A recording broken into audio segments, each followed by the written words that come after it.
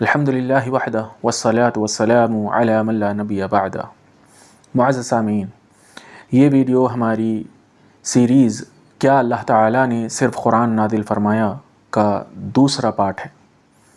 اس video میں ہم آپ کے سامنے مزید کچھ باتیں رکھیں گے جن سے واضح ہوگا کہ اللہ تبارک و تعالیٰ نے نہ صرف قرآن نازل فرمایا بلکہ اللہ تبارک و تعالیٰ نے قرآن کے ساتھ ساتھ ان کا معنی بھی اللہ تبارک و تعالیٰ ہی نے نازل فرمایا، اور اس معنی کی بھی حفاظت اللہ تبارک و تعالیٰ ہی نے فرمائی ہے۔ تو انشاءاللہ اس بات کی دلائل کے طور پر انشاءاللہ ہم آپ کے سامنے مزید کچھ پوائنٹس رکھنا چاہیں گے۔ اس مختصر سے ویڈیو میں ہم 2 پوائنٹس انشاءاللہ کور کریں گے۔ ہم چاہتے ہیں کہ ہمارے سامعین ان پر غور کریں اور اپنے آپ کو منکرین حدیث کے فتنوں سے بچائیں، علم کے ذریعے علم حاصل کیجئے اور اپنے آپ کو منکر حدیث کے فتنوں سے بچائیے۔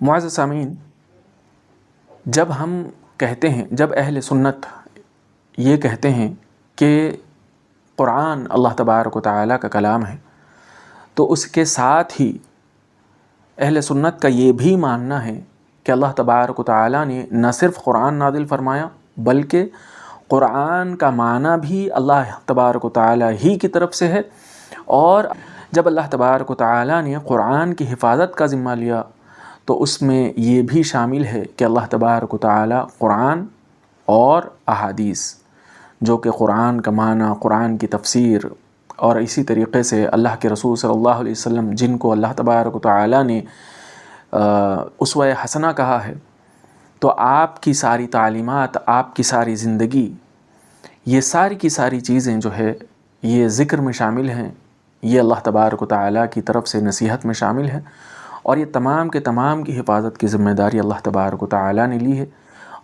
قرآن سے جڑی ہوئی ہر چیز کی اللہ تبارک و تعالیٰ نے حفاظت فرمائی۔ آپ دیکھیے کہ اس قرآن کی معنی کی حفاظت کے لیے، اس قرآن کی تشریح کی، اس کی تفسیر کی حفاظت کے لیے اللہ تبارک و تعالیٰ نے جو انتظامات کیے ہیں وہ غیر معمولی انتظامات ہیں، جن کی ایک مثال یہ ہے کہ اس قرآن کی حفاظت کے لیے اللہ تبارک و تعالیٰ نے 5 لاکھ لوگوں کا ڈیٹا اللہ تبارک و تعالیٰ نے محفوظ کروایا۔ مسلمانوں نے 5 لاکھ لوگوں کا ڈیٹا، آج کے دور میں نہیں، اس ایڈوانسڈ کمپیوٹرائزڈ دور کی بات نہیں کر رہا میں، جس دور کی میں بات کر رہا ہوں اس دور میں لکھنے کے لیے پین جو ہم آج استعمال کر رہے ہیں، یعنی کہ ایک بال پین ہوتا ہے، ایک جیل پین ہوتا ہے کہ جس کی ریفل کو ہم جو ہے 15 دن میں، مہینے میں ایک مرتبہ، اگر زیادہ لکھنے والا ہے تو مہینے میں ایک مرتبہ چینج کر رہا ہے، یا پھر اگر کم لکھنے والا ہے، کم استعمال کرنے والا ہے پین کو، تو وہ 2 مہینے، 3 مہینے، 4 مہینے میں جو ہے پین کے ریفل کو چینج کر رہا ہے۔ ہم اس دور کی بات نہیں کر رہے، ہم اس دور کی بات کر رہے ہیں جس دور میں کوئل پروں سے لکھا جاتا تھا، اس دور کی جو ہے ہم بات کر رہے ہیں۔ ایک ایک ورڈ لکھنے کے لیے جو ہے آپ کو اس کوئل کو، اس پر کو جو ہے آپ کو انک میں ڈبانا پڑے گا، اور اس کے بعد میں پھر آپ پیپر پہ لکھیں گے۔ تو اس دور کی بات کر رہا ہوں، اس دور میں الحمدللہ مسلمانوں نے 5 لاکھ لوگوں کا ڈیٹا اس دور میں جمع کر کے رکھا۔ یہ کوئی معمولی بات نہیں ہے، یہ غیر معمولی بات ہے۔ یہ صرف اور صرف اللہ تبارک و تعالیٰ ہی کی طرف سے ہو سکتا ہے۔ آج آپ غور کیجئے کہ اتنے ایڈوانس دور میں بھی، اتنے سپر کمپیوٹرز ہمارے پاس ہونے کے باوجود بھی لوگوں کا ڈیٹا جمع کرنا آج کتنا مشکل ہے۔ لیکن آپ اندازہ کیجئے کہ یہ صرف اور صرف اللہ تبارک و تعالیٰ ہی کی مہربانی ہے، اور وہ قول جو اللہ تبارک و تعالیٰ نے بیان فرمایا، اِنَّا نَحْنُ نَزَّلْنَا الذِّكْرَ وَإِنَّا لَهُ لَحَافِظُونَ، اسی کے عوض اللہ تبارک و تعالیٰ نے قرآن کے الفاظ، قرآن کا معنی، قرآن سے جڑی ہوئی ہر چیز کو اللہ تبارک و تعالیٰ نے محفوظ کیا۔ ان کے محفوظ کرنے کے لیے اللہ تبارک و تعالیٰ نے 5 لاکھ لوگوں کے ڈیٹا کو اللہ تبارک و تعالیٰ نے مسلمانوں کو وہ صلاحیت دی کہ مسلمانوں نے 5 لاکھ لوگوں کا ڈیٹا، آج کے اس دور میں نہیں، اس بیکورڈ دور میں مسلمانوں نے وہ ڈیٹا کو جو ہے سیو کر کے رکھا۔ آج بھی وہ چیزیں موجود ہیں۔ آپ دیکھیے، میں اس کی ایک چھوٹی سی مثال آپ کے سامنے پیش کر کے بات کو آگے بڑھاتا ہوں کہ آج کے دور میں جیسے کہ ایک ہمارا عیسائی بھائی کو لے لیجئے، وہ کہتا ہے کہ بھائی بائبل جو ہے یہ سیو ہے، اور یہ جو ہے یہ وہی بائبل ہے جو عیسیٰ علیہ السلام کے اوپر نازل ہوئی تھی۔ اور اگر آپ اس سے پوچھیں کہ بھائی آپ بتائیے یہ بائبل جو ہے کیا واقعی عیسیٰ علیہ السلام تک تم اس کو پہنچا سکتے ہو؟ کیا یہ واقعی عیسیٰ علیہ السلام کا نریشن ہے، تم اس کو پروف کر سکتے ہو؟ کوئی پروف ان کے پاس نہیں ہے. اندھ وشواس، ٹھیک ہے، اور یہ اندھ وشواس یعنی کہ کیا بولنا چاہیے، اندھے طریقے سے بلائنڈ فالوئنگ جو ہے ان کے پاس موجود ہے کہ بھئی بس مان لو کہ بھئی یہ بائبل جو ہے عیسیٰ علیہ السلام کے اوپر نازل ہوئی، یہ انہی کے ذریعے ہم تک پہنچی ہے. اس کا ان کے پاس کیا پروف ہے؟ کیا وہ اس کو پروف کر سکتے ہیں عیسیٰ علیہ السلام تک؟ نہیں، ان کے پاس اس کی کوئی دلیل نہیں ہے. لیکن میرے بھائی یاد رکھیے، مسلمانوں کا ایسا معاملہ نہیں ہے. مسلمانوں کا ایسا معاملہ نہیں ہے. ہم اللہ کے رسول صلی اللہ علیہ وسلم سے منہ سے نکلی ہوئی ہر بات کو الحمدللہ اللہ کے رسول صلی اللہ علیہ وسلم تک پہنچا سکتے ہیں، اور قرآن کے اندر موجود ہر لفظ کو اللہ تبارک و تعالیٰ تک ہم پہنچا سکتے ہیں. تو میرے بھائی یاد رکھیے کہ یہ قرآن جب ہم کہتے ہیں تو اس کے اندر یہ بہت ساری چیزیں جو ہے یہ مل کر پھر یہ قرآن بنتا ہے. اور اس قرآن کے صرف الفاظ کے جو ہے اگر کوئی یہ کہے کہ صرف الفاظ کی حفاظت ہے تو پھر میرے بھائی اس سے بڑا بیوقوف، اس سے بڑا احمق دنیا میں کوئی نہیں ہے، اور اس سے بڑا جاہل بھی دنیا میں کوئی نہیں ہے. کیونکہ اسے قرآن کے تعلق سے بیسک معلومات بھی نہیں ہے. قرآن کے تعلق سے جو بنیادی معلومات ہونا چاہیے وہ بنیادی معلومات بھی اس بندے کے پاس نہیں ہے، جس کی وجہ سے وہ یہ ایسی باتیں کر رہا ہے. اگر اسے قرآن کے تعلق سے بنیادی معلوماتیں پتہ چل جائے تو پھر وہ ایسی بات ہرگز نہیں کر سکتا. منکر حدیثوں کو آپ ذرا غور کیجئے کہ جب وہ قرآن کہتے ہیں تو کس چیز کو وہ قرآن مان رہے ہیں؟ وہ کتاب جو ان کو کوئی لے کے آ کے دے کہ بھائی دیکھو یہ قرآن ہے. اب ان کی نظر میں وہی قرآن ہے، وہ اس کو پروف نہیں کر سکتے. وہ پروو نہیں کر سکتے کہ یہ کتاب جو ان کے پاس ہے یہ قرآن ہے، یہی وہ قرآن ہے جو اللہ کے رسول صلی اللہ علیہ وسلم پر نازل ہوا. اس کو وہ پروف کرنے سے قاصر ہیں، نہیں پروف کر سکتے. انشاءاللہ ہم ان ساری چیزوں کی بھی انشاءاللہ ہم ڈیٹیل میں آئیں گے. بہرحال موضوع جو ہے کافی طویل ہوتا جا رہا ہے. میں 2 مثالیں انشاءاللہ آپ کے سامنے آج رکھوں گا. سب سے پہلی چیز دیکھیے، قرآن شروع ہو رہا ہے. قرآن شروع ہو رہا ہے الف لام میم. اب بتائیے یہ الف لام میم یہ کیا ہے؟ اس کا کیا معنی ہے؟ آپ کیا معنی کریں گے اس کا کوئی معنی نہیں ہے. یہ صرف حروف ہیں، الف لام میم. یہ لفظ بھی نہیں ہے، یہ حروف ہیں. اس کو اگر ہم جو ہے ملا کر پڑھنا چاہیں گے علم. اب آپ بتائیے کہ یہ کیا، اس کا کیا معنی بنے گا؟ پہلی آیت، قرآن کی پہلی آیت، آپ اس کا کیا معنی کریں گے؟ اس کے اوپر آپ اعراب کیا دیں گے؟ اللہ اکبر، اللہ اکبر. آپ ذرا غور کیجئے، اس کے اوپر اعراب نہیں ہے، اس کے اوپر جو ہے مد آتا ہے صرف. تو اب اس کے اوپر اب یہ حمزہ کے اوپر الف جو ہے وہ الف کے اوپر نہ زبر ہے، نہ زیر ہے، نہ پیش ہے. اب یہ کیسے ثابت کریں گے؟ اگر سپوز کیجئے یہ کہنا چاہتے ہیں کہ نہیں بھئی یہ لفظ علم ہے، اگر یہ کہنا چاہتے ہیں کہ یہ کیا ہے، یہ لفظ علم ہے، تو پھر یہ اس کے اعراب کو کیسے ثابت کریں گے؟ نہیں ثابت کر سکتے. تو لہذا ان کو ماننا پڑے گا کہ یہ الف الگ حرف ہے، لام الگ حرف ہے، اور میم الگ حرف ہے. الف لام میم. اب بتائیے اس کا کیا معنی بنتا ہے؟ اس کا کوئی معنی نہیں بنتا. لیکن آپ دیکھیے ان کے پاس اس کی کوئی تشریح، ان کے پاس اس کا کوئی جو ہے اس کے تعلق سے ان کے پاس کوئی مدلل ان کے پاس ثبوت نہیں ملے گا. جبکہ الحمدللہ اہل سنت کے پاس اس کے تعلق سے خلفائے راشدین کا قول موجود ہے، صحابہ کرام کا قول موجود ہے کہ یہ جو ہیں یہ حروف مقطعات ہیں، ان کو ایسے ہی سپریٹ پڑھا جائے گا. اور پھر اسی طریقے سے یہ ان کا معنی جو ہے ہم کو بتایا نہیں گیا ہے. اس کی تفصیلات جو ہے اہل سنت کے پاس، اس کی تفصیلات کسی کے پاس نہیں ہے، کسی کے پاس ان کی تفصیلات نہیں ہیں. ٹھیک ہے، اور یہ اس کو ایسے ہی روایت کیا گیا ہے، اس کو ایسے ہی پڑھا گیا ہے. تو یہ حروف مقطعات ہے، ان کا علم صرف اور صرف اللہ تبارک و تعالیٰ کے پاس ہے. اس کی تفصیلات ہم کو بتائی نہیں گئی ہیں، اور ان کو اسی طریقے سے اہل سنت مانتے ہیں. اب یہ حروف مقطعات کو لے کر جو ہے امت مسلمہ کے اندر کئی جو ہے اس کے اندر فرقے بن چکے ہیں، کئی جو ہے گروہ بن چکے ہیں. ایک گروہ کہتا ہے کہ ان حروف مقطعات کا معنی ہے، الف کا ایک الگ میننگ ہے، لام کا ایک الگ میننگ ہے، اور میم کا ایک الگ میننگ ہے. اسی طریقے سے یاسین اس کا ایک الگ میننگ ہے. اسی طریقے سے صاد اس کا ایک الگ میننگ ہے. نون اس کا بھی ایک الگ میننگ ہے. تو اس طریقے سے انہوں نے حروف مقطعات کے جو ہے انہوں نے میننگ کیے ہیں. ٹھیک ہے. اور ایک گروہ ہے آپ کو جو امت مسلمہ میں ملے گا، وہ اس گروہ کا ماننا ہے کہ بھائی اس کی کوئی میننگ جو ہے ہم کو بتائے نہیں گئے ہیں، صحیح احادیث سے، قرآن کے صحیح احادیث سے جو ہے اس کا کوئی میننگ جو ہے بتایا نہیں گیا ہے، تو لہذا ہم اس کا معنی اللہ پر چھوڑتے ہیں اور ہم اس کو اسی طریقے سے ہم مانیں گے. اس کا کوئی میننگ بتایا نہیں گیا، اس کا میننگ اللہ تبارک و تعالی جانتے ہیں. یہ ایک گروہ مل گیا آپ کو. پھر اسی طریقے سے ایک دوسرا گروہ ملے گا، کچھ لوگ ایسے بھی کہنے والے ہیں کہ بھئی یہ جو ہے حروف مقطعات ہیں، ان کا میننگ جو ہے جنت میں جنتیوں کو بتلایا جائے گا. تو اس طریقے سے ایک آیت، پہلی آیت قرآن کی پہلی آیت، اس کو لے کر اتنے اختلافات ہیں. اب آپ بتائیے، اگر یہ مان لیا جائے کہ قرآن کے صرف الفاظ کی حفاظت ہوئی ہے اور اس کے معنی کی حفاظت نہیں ہے، تو پھر بتائیے اب ان تینوں میں سے کون صحیح ہے؟ آج کا جو ہمارا پوائنٹ ہے وہ ہم اسی پوائنٹ کے ارد گرد انشاءاللہ آج کا ہمارا ٹاپک گھومے گا کہ ان قرآن کے معنی کون سے صحیح ہیں، کیونکہ الگ الگ لوگ الگ الگ معنی کر رہے ہیں. تو ان میں سے کون سا معنی صحیح مانیں گے، کون سا معنی آپ مانیں گے کہ یہ معنی جو ہے یہ بالکل صحیح معنی ہے؟ مثال کے طور پر اب اسی الف لام میم کو لے کر میں نے آپ کے سامنے 3 موقف بتا دیے ہیں. اب میرا سوال یہ ہے کہ ان تینوں میں سے کون سا معنی صحیح ہے؟ اب میں منکرین حدیث پر چھوڑتا ہوں کہ بھئی وہ ہم کو اس بات کا جواب دے کہ بھئی کون سا معنی اس میں صحیح ہے، وہ اس بات کا جواب دیں، اور کوئی دلیل اگر ان کے پاس ہو تو پیش کریں. سبحان اللہ العظیم. دوسری مثال سورہ بقرہ آیت نمبر 62. اللہ تبارک و تعالی فرماتے ہیں: اعوذ باللہ من الشیطان الرجیم، ان الذين آمنوا والذين هادوا والنصارى والصابئين من آمن بالله واليوم الآخر وعمل صالحا فلهم أجرهم عند ربهم ولا خوف عليهم ولا هم يحزنون.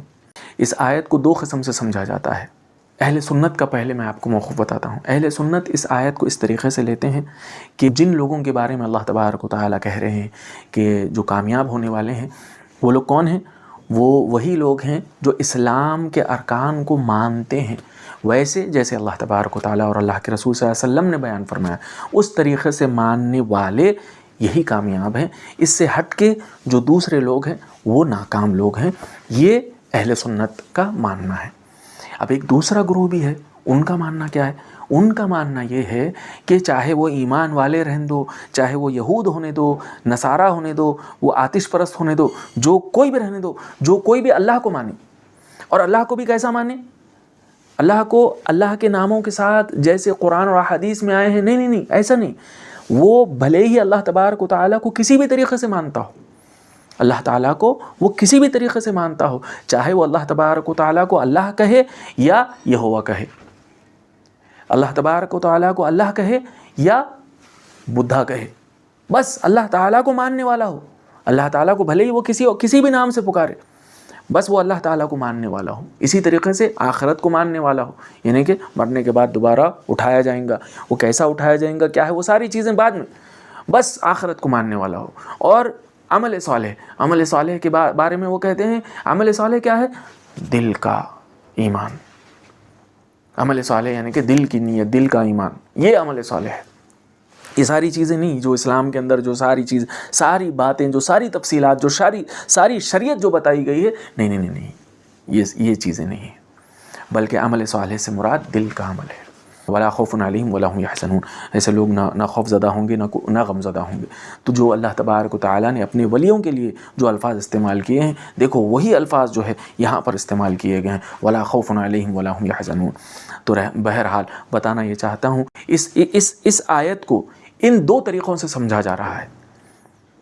اب آپ بتائیے اس میں سے کون سا طریقہ صحیح ہے؟ کون جو ہے صحیح طریقے سے اس آیت کو ماننے والا ہے؟ یاد کریے، میں نے آپ سے پہلے بھی کہا تھا کہ یہ منکر حدیث لوگوں کو کیا بناتے ہیں؟ منکر قرآن بھی بناتے ہیں. یعنی کہ یہ لوگوں کو ایک ایسے سٹیج پر لے کے جائیں گے، چلتے چلتے آہستہ آہستہ، گمراہ کرتے کرتے آہستہ آہستہ یہ اس سٹیج پر لے کے جائیں گے جس سٹیج پر جانے کے بعد میں وہ بندہ کہے گا اللہم احفظنا منہم. وہ بندہ کہے گا کہ یہ قرآن، یہ ساری حدیثیں، یہ شریعت، یہ سب بیکار کی باتیں ہیں، انسانیت، بس انسانیت. یہ کہنے والے ایسے کئی لوگ ہیں جن سے میں نے ملاقات کی ہے. پہلے قرآن اور احادیث پر ایمان رکھتے تھے، پھر اس کے بعد میں حدیثوں کا انکار کیا، صرف قرآن کو ماننے لگے، اور آج ان کا موقف کیا ہے؟ انسانیت. ہیومینٹی، یہ ان کا نعرہ ہے آج۔ اسلام ان کی نظر میں اسلام کی اب کوئی اہمیت باقی نہیں رہی، نعوذ باللہ من ذالک۔ میرے بھائی اسی لیے ہم کہتے ہیں، جو علماء جو کہتے ہیں نا کہ بھائی آپ جو ہے ان کو پہچانو، ان کو اس سے پہلے پہچانو کہ اس سے پہلے یہ آپ کا دین کھا جائے، یہ آپ کا ایمان کھا جائے، یا آپ کے ایمان کو ختم کر دیں، اس سے پہلے ان کو پہچاننا ہے۔ ورنہ میں نے دیکھا ہے کہ لوگ جب ان کے پاس چلے جاتے ہیں، جب ان کے ہتھے چڑھ جاتے ہیں، اس کے بعد میں پھر وہ واپس نہیں آتے، وہ نہیں آتے۔ میرے بھائی یاد رکھیے، اسی لیے آپ کو آج پہچاننا ہے ان کو، آپ کو آج تحقیق کرنا ہے، آج ان ساری چیزوں کے بارے میں علم حاصل کرنا ہے، اس سے پہلے کہ وہ آپ کے ایمان کو جو ہے وہ ختم کر دیں۔ آپ کو اپنے ایمان کی حفاظت کرنی ہے۔ اگر آج آپ ان چیزوں کے بارے میں علم حاصل نہیں کریں گے، پھر کل کے دن اللہم احفظنا منہم، کل کے دن آپ کے سامنے قرآن کے آیات کھول کے رکھے جائیں، احادیث کھول کے رکھے جائیں، ساری نشانیاں آپ کے سامنے رکھ دی جائیں، لیکن اللہم احفظنا منہم پھر آپ نہیں مانیں گے۔ لہذا میرے بھائی یاد رکھیے کہ ان کو ابھی اسی وقت پہچانیے اور اس کے تعلق سے علم حاصل کیجئے، اور جو موٹی موٹی باتیں ہیں کم سے کم دین اسلام کے تعلق سے جو بنیادی چیزیں ہیں ان کو معلوم کیجئے، کیونکہ میں نے غور کیا ہے کہ جتنے بھی لوگ بھٹکے ہیں ان کے پاس بنیادی باتوں کے تعلق سے ان کے پاس علم نہیں تھا۔ قرآن کی آیتیں تو بہت یاد تھی، احادیث بہت یاد تھے ان کو، لیکن بنیادی باتیں یاد نہیں تھی، اس وجہ سے وہ گمراہ ہو گئے۔ بنیاد پتہ نہیں تھی، اس وجہ سے گمراہ ہو گئے۔ اسی لیے ان بنیادوں کے اوپر جو ہے ہم آپ کو زور دیتے ہیں اور آپ لوگوں کو بار بار بنیادوں کے تعلق سے ہم بتاتے ہیں۔ بہرحال جو پوائنٹ میں آپ کے سامنے رکھنا چاہ رہا تھا وہ پوائنٹ یہ ہے کہ اس آیت کے دو معنی آپ کے سامنے میں نے بتلائے ہیں، اس آیت کے دو معنی میں نے آپ کے سامنے بتلائے ہیں۔ اب ہمارا منکر حدیث سے سوال ہے کہ ان دونوں معنوں میں سے، اور یہ دونوں معنوں میں یاد رکھیے ان دو معنی میں زمین اور آسمان کا فرق ہے، ان دونوں معنوں میں زمین اور آسمان کا فرق ہے۔ ایسا نہیں ہے کہ یہ دونوں معنی جو ہے قریب ایک ہی سملر معنی ہے، جو ہے چلتا ایسا نہیں، ایسا نہیں ہے، بلکہ ان دونوں معنی میں زمین اور آسمان کا فرق ہے۔ اب منکر حدیث سے ہمارا سوال ہے کہ بتائیے ان دونوں میں سے کون سا معنی سچا ہے؟ اب میں آپ کے سامنے ایک بہت ہی امپورٹنٹ پوائنٹ انشاءاللہ میں ڈسکس کرنے والا ہوں۔ اللہ تبارک و تعالیٰ نے قرآن نازل فرمایا، اس قرآن کے نازل کرنے کا اصل مقصد کیا ہے؟ لوگوں کی ہدایت کے لیے قرآن نازل ہوا ہے نا۔ اللہ تبارک و تعالیٰ نے اس کتاب کو ساری انسانیت کے لیے نازل فرمایا ہے۔ قرآن کی پہلی آیت جس کا معنی نکلتا ہے، وہ پہلی آیت کیا ہے؟ ذَلِكَ الْكِتَابُ لَا رَيْبَ فِيهِ هُدًى لِّلْمُتَّقِينَ۔ اس کو اس طریقے سے بھی پڑھا جا سکتا ہے، ذَلِكَ الْكِتَابُ لَا رَيْبَ فِيهِ هُدًى لِّلْمُتَّقِينَ۔ اس کتاب کے حق ہونے میں کوئی شک نہیں، ہدی للمتقین، یہ متقیوں کے لیے ہدایت ہے۔ آپ دیکھیے یہ ہدایت کس کے لیے ہے؟ اس پہلی آیت جس کا معنی نکل رہا ہے اس سے صاف ظاہر ہو رہا ہے کہ یہ ہدایت سب کے لیے نہیں ہے، یہ صرف متقیوں کے لیے ہدایت ہے۔ اسی طریقے سے اگر ہم اسی کانٹیکسٹ کی ایک آیت میں آپ کے سامنے رکھنا چاہتا ہوں، ھذا بیان للناس وہدی وموعظۃ للمتقین، سورہ آل عمران آیت نمبر 138۔ عام لوگوں کے لیے یہ بیان ہے واضح کھلا ہوا، اور متقیوں کے لیے یہ ہدایت اور نصیحت ہے۔ تو آپ دیکھیے کہ یہاں پر بھی اس آیت میں بھی اللہ تبارک و تعالیٰ یہ کہہ رہے ہیں کہ یہ قرآن سے ہدایت کن کو ملتی ہے؟ سب کے لیے اس میں ہدایت نہیں ہے، بلکہ ہدایت صرف متقیوں کے لیے ہے۔ پھر آپ بتائیے، پھر اس کتاب کے نازل کرنے کا جو مقصد ہے وہ مقصد کیا ہے؟ وہ مقصد دنیا کے لیے ہدایت۔ اور پھر یہاں پر اس آیت کو اگر ہم دیکھیں تو پھر اس آیت کے اندر جو ہے کچھ اور معنی نکل رہا ہے۔ اب منکر حدیث سے ہمارا سوال ہے کہ بتائیے ان دونوں میں سے کون سا معنی سچا ہے؟ تو میرے بھائی یاد رکھیے کہ قرآن، اس کا معنی، اس کی تفسیر، اس کی ہر چیز من جانب اللہ ہے، اور اللہ تبارک و تعالی کی حفاظت میں ہے۔ اب تک میں نے آپ کے سامنے آیات پیش کیے اور ان کا الگ الگ معنی پیش کیا کہ ایک گروہ اس آیت کو ایک طریقے سے مان رہا ہے اور ایک گروہ اس آیت کو ایک طریقے سے مان رہا ہے۔ اب آئیے قرآن اس سینیریو کے تعلق سے قرآن کیا کہتا ہے، ذرا یہ بھی دیکھیں گے۔ ان اللہ لا يستحيي ان يضرب مثلا ما بعوضة فما فوقها فَأَمَّا الَّذِينَ آمَنُوا فَيَعْلَمُونَ أَنَّهُ الْحَقُّ مِنْ رَبِّهِمْ وَأَمَّا الَّذِينَ كَفَرُوا فَيَقُولُونَ ماذا أَرَادَ اللَّهُ بِهَذَا مَثَلًا يُضِلُّ بِهِ كَثِيرًا وَيَهْدِي بِهِ كَثِيرًا وَمَا يُضِلُّ بِهِ إِلَّا الْفَاسِقِينَ۔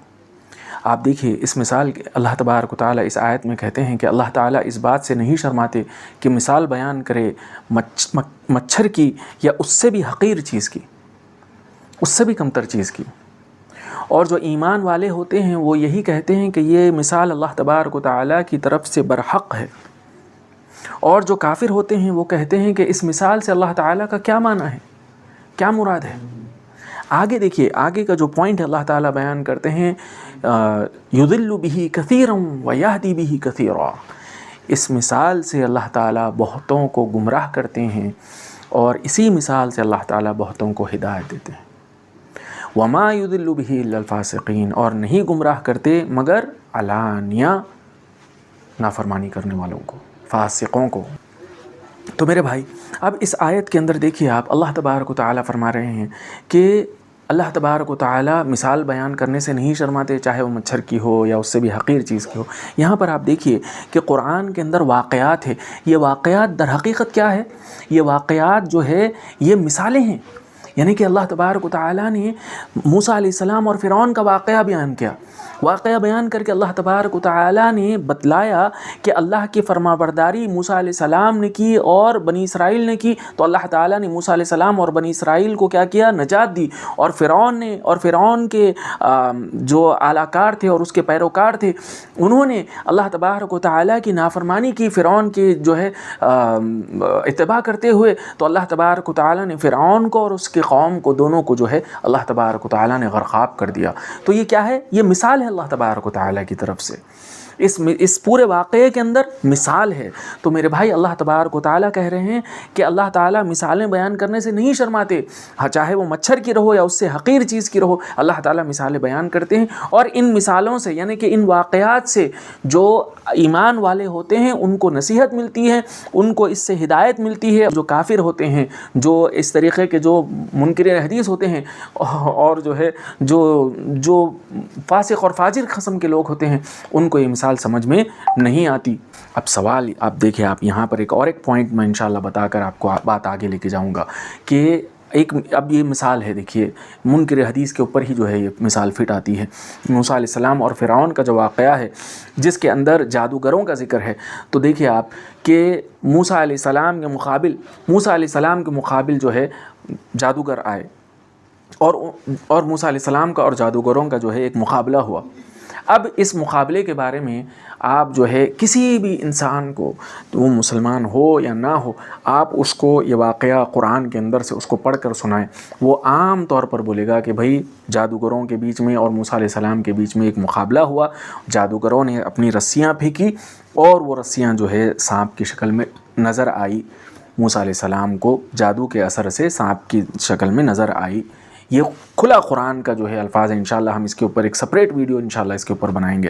بہرحال یہاں پر جو میں آپ کے سامنے ذکر کرنا چاہ رہا ہوں کہ اس واقعے کے اندر جو یہ واقعہ ہے، آپ منکر حدیث سے واقعہ پوچھئے، منکر حدیث اب یہ واقعے کو ایسے تڑپ کر آپ کے سامنے سمجھائیں گے، وہ پوری کوشش کریں گے کہ اس واقعے کے اندر یہ ثابت کرنے کی کوشش کریں کہ جادو کا کوئی عمل دخل نہیں تھا۔ جادو، کیونکہ منکر حدیث جو ہے یہ جادو کو نہیں مانتے۔ اب اور یہاں پر یہ بات بھی میں آپ کے سامنے کہہ دوں کہ ان کے جو بڑے اعلیٰ کار ہوتے ہیں نا، وہ سارے کے سارے جادوگر ہوتے ہیں۔ اللہم احفظنا منہم، وہ بڑے اعلیٰ کار جو ان کے ہوتے ہیں وہ جادوگر ہی ہوتے ہیں، ٹھیک ہے۔ اور یہ جادو میں بتا رہا ہوں آپ کو، ایک منکر حدیث کے گھر میں پہنچا، میں نے آپ سے پہلے بھی کہا ہے کہ میں بہتوں سے بات کیا ہوں، میں بہت سے منکر حدیث سے ملا ہوں اور بہتوں سے میں نے بات کی ہے۔ تو اس کے گھر جب میں گیا، آپ دیکھیے اس کا دیوان خانہ ہے میرے بھائی، دیوان خانہ، ڈرائنگ روم، ٹھیک ہے۔ ڈرائنگ روم کے اندر جو انٹرنس رہتا، دروازے کے ایک طرف ایک جو ہے کیا بولنا چاہیے، مرغے کا ایک پنجہ ہے، مرغے کا پنجہ جو ہے، دروازے کے ایک طرف مرغے کا ایک پنجہ اور دروازے کے دوسری طرف مرغے کا دوسرا پنجہ۔ اس کے انٹرنس پر اس کے گھر میں جب آپ اندر آ کے جب بیٹھیں گے صوفے پہ، جب آپ بیٹھیں گے تو صوفے پہ بیٹھتے ہی سامنے جو دروازہ ہے وہ دروازے کے ایک طرف جو ہے ایک مرغے کا جو ہے پیر لگا ہوا ہے اور دوسری طرف دوسرا پیر لگا ہوا ہے۔ اب بتائیے انسان اگر مور کا پر گھر میں لگائے تو بات سمجھ میں آتی ہے کہ بھائی ہاں شو کے لیے، خوبصورت دکھنے کے لیے جو ہے یہ مور کا پر جو ہے یہ بندہ لگا رہا ہے۔ میرے بھائی بتاؤ، مرغے کے پنجے کو آج تک کس کو آپ نے دیکھا مرغے کے پنجے کو لگاتے ہوئے؟ بتائیے آپ کس کو دیکھا آپ نے مرغے کے پنجے کو؟ اور یہ بات میں آپ کے سامنے کر رہا ہوں، واللہ اللہ کی قسم کھا کر میں یہ بات کہہ رہا ہوں کہ میں نے وہ چیز دیکھی ہے۔ میں یہاں یہ بتانا چاہ رہا ہوں آپ کو کہ وہ جو ہے شو کے لیے تو نہیں لگایا ہوں گا، ہے نا؟ کامن سینس والی بات ہے، شو کے لیے کوئی اچھی چیز لگاتے ہیں۔ لائیو مرغے کا پنجہ کون لگاتے؟ کوئی نہیں لگاتے۔ تو میرے بھائی یاد رکھیے، جادوگر نے اس کو حکم دیا ہوگا کہ لگا مرغے کا پنجہ، اور یہ بات یاد رکھیے جو جادوگروں کے پاس ایک مرتبہ چلا جاتا اس کے بعد میں اس کی زندگی ساری جادوگروں کے پیچھے چلتی رہتی۔ جادوگر جو بولا یہ وہ کرنا شروع کر دیتا۔ تو لہٰذا جادوگر بولا ہوں گا لگا پنجہ، انہیں پنجہ لگا دیا۔ اللہ سوری، ایکسکیوز می، ڈیلیبریٹلی اس کو کٹ نہیں کروں گا۔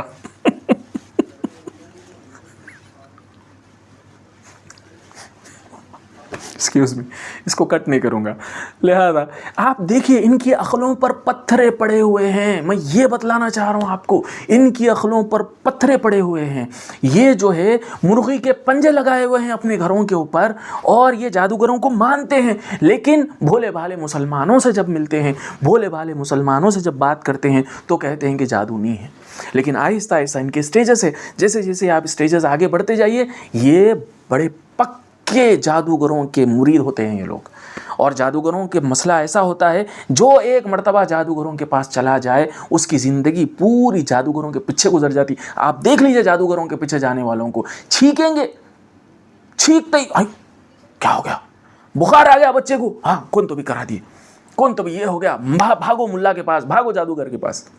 یہ پوری زندگی ان کی آپ اگر غور کریں گے تو ان کی پوری زندگی جو ہے جادوگروں کے پیچھے ہی جائیں گی۔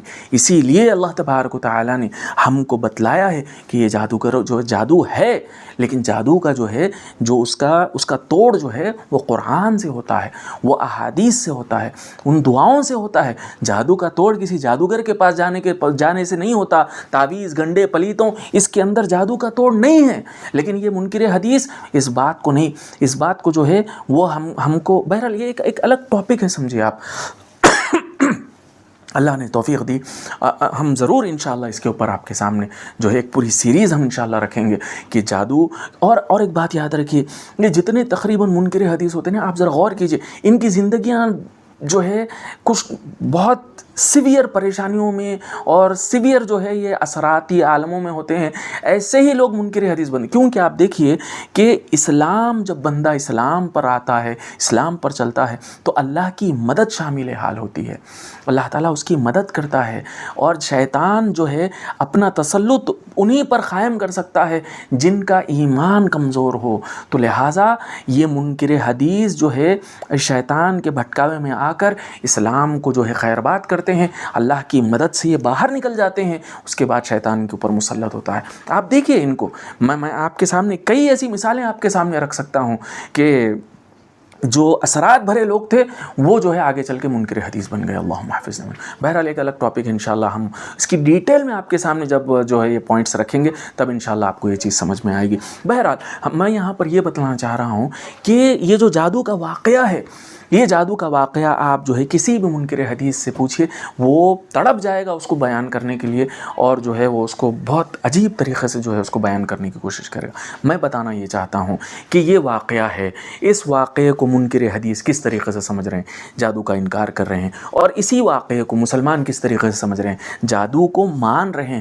مسلمان جادو کا انکار نہیں کرتا، لیکن مسلمان یہ کہتا ہے کہ جادو اسی وقت اثر کرے گا جب اللہ تبارک و تعالیٰ چاہیں گے، اللہ نہیں چاہیں گے جادو اثر نہیں کرے گا۔ جادو اس وقت تک رہے گا جب تک اللہ چاہیں گے، جب اللہ چاہیں گے کہ یہ جادو ختم ہو جائے، نیست و نابود ہو جائے، اللہ کی مرضی سے جادو نیست و نابود ہو جائے گا۔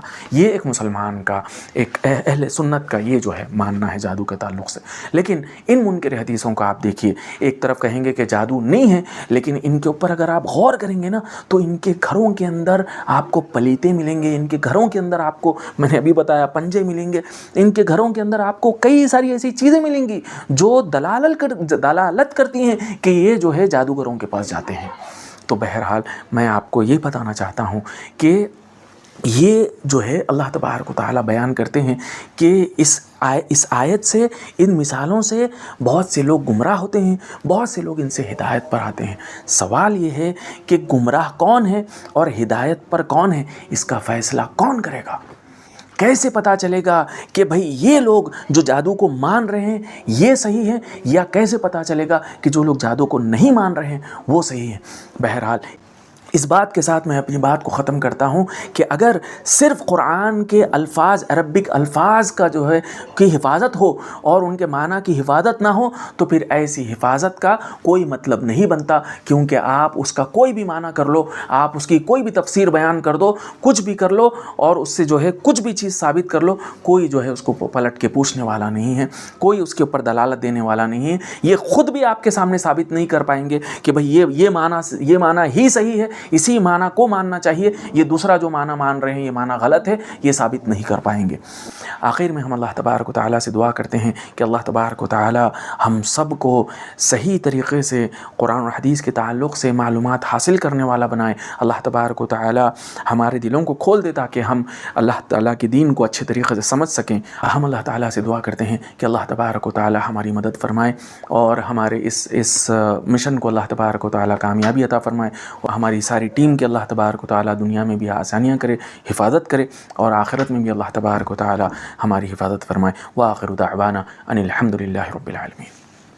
ہمارے چینل کو سبسکرائب کریں اور اس ویڈیو کو زیادہ سے زیادہ شیئر کریں تاکہ آپ کے دوست اور احباب بھی منکر حدیث کے فتنوں سے محفوظ رہ سکیں۔